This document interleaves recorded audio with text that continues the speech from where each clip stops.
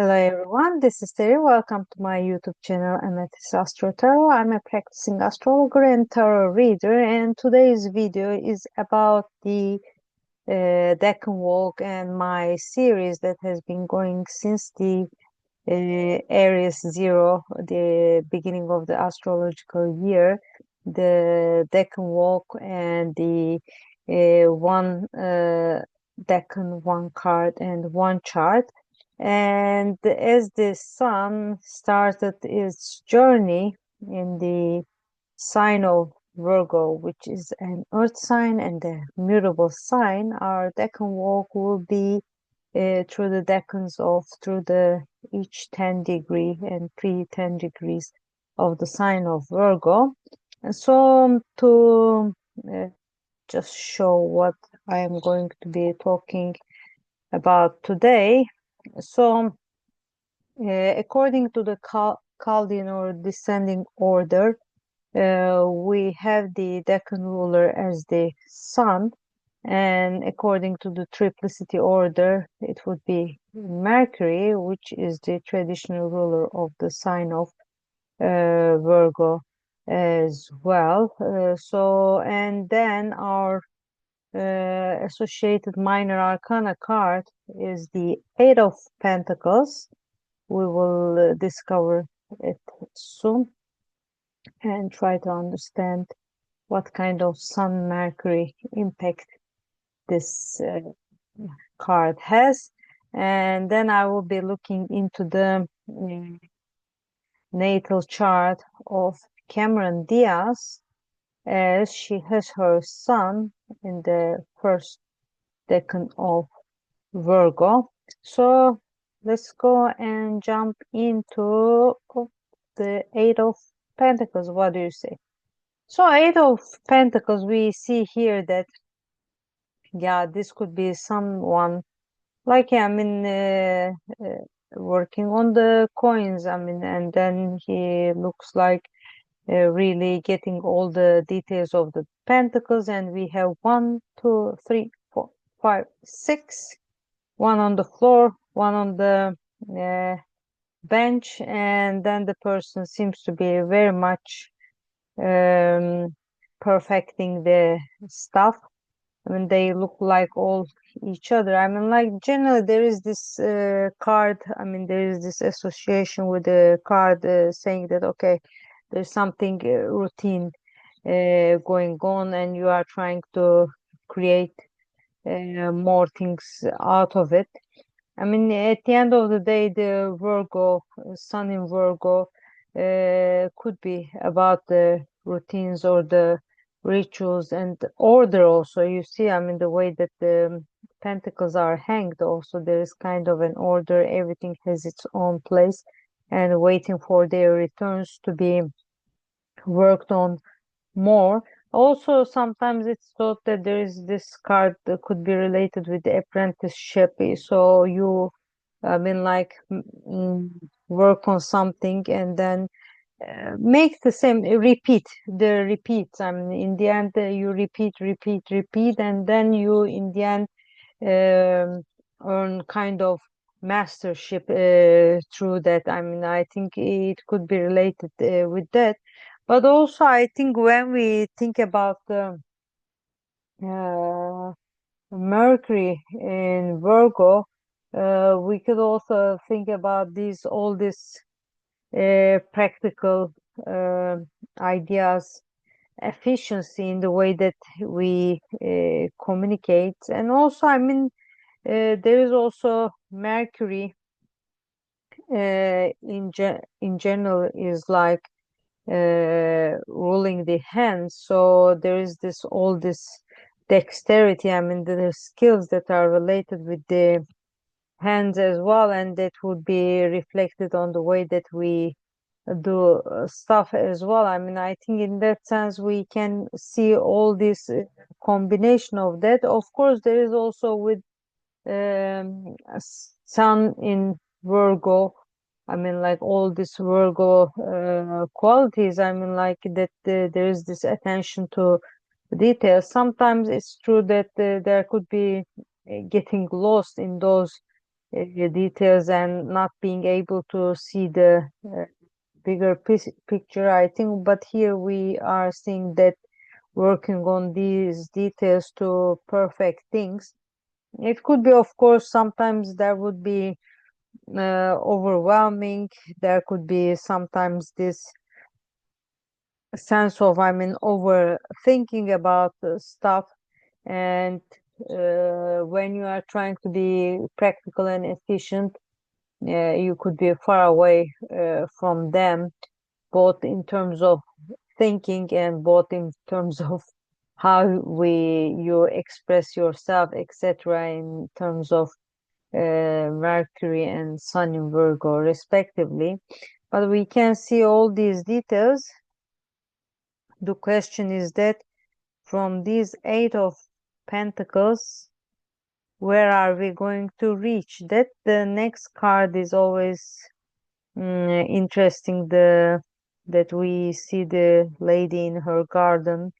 There is this. It always, I think, discuss if it's a hawk or not on the hand, and then there is a snail under the card that is going and reaching where. When it is the second decan of Virgo, we can look into the details of that card. And the second decan of Virgo, as I said, is the Nine of Pentacles. The decan rulers would be there, the Venus and also the Saturn.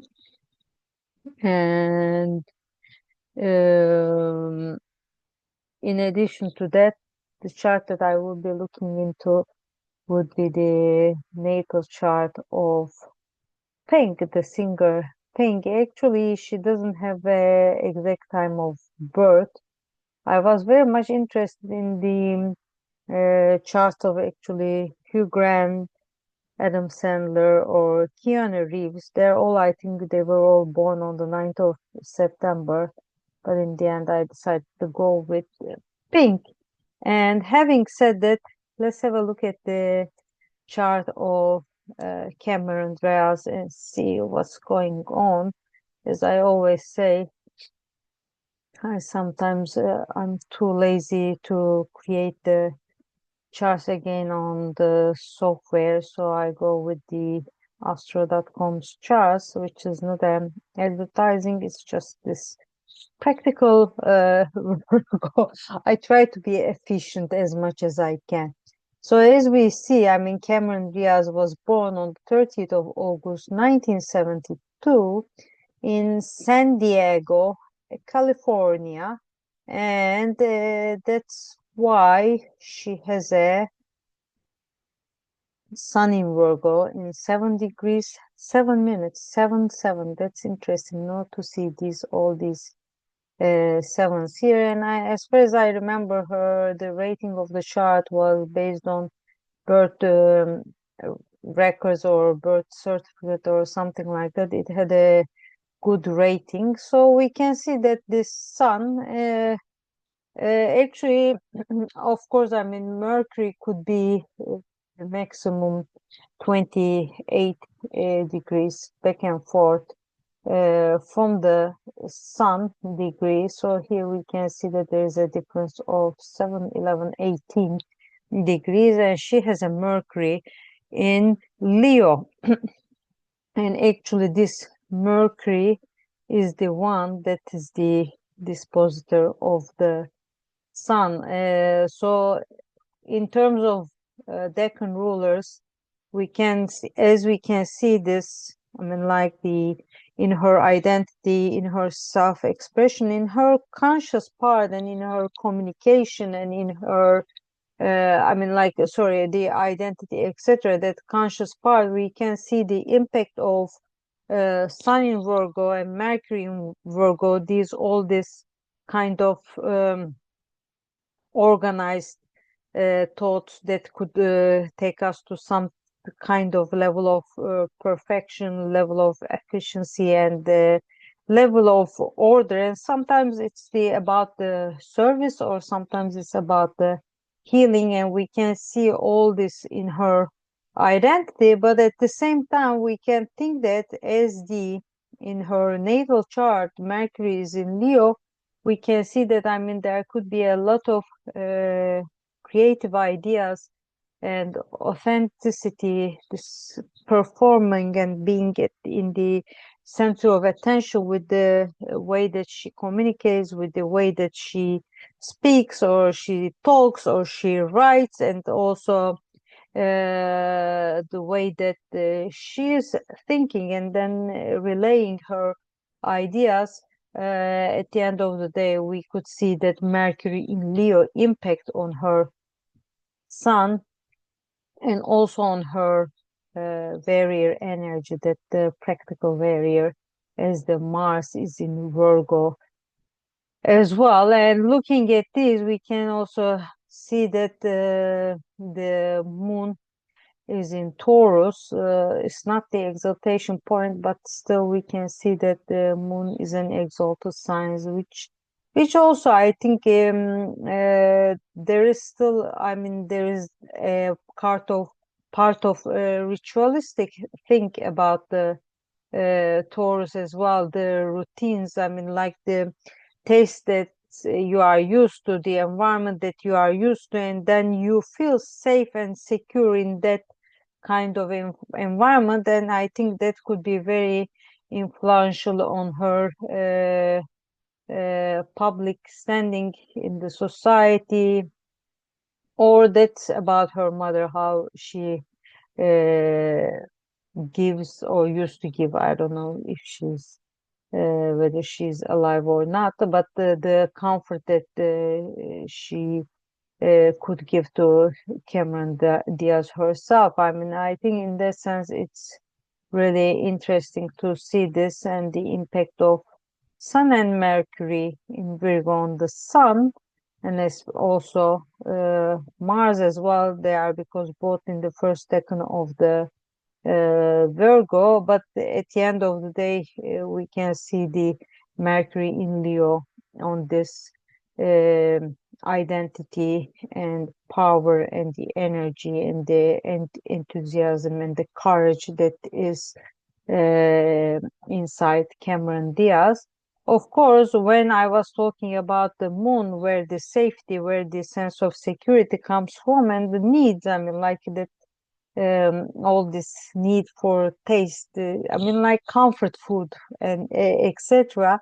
And that moon is actually ruler of the chart, as Cameron Diaz has a Cancer rising, which is also very tightly hand in hand with her Venus in Cancer as well. That's a really caring, motherly character.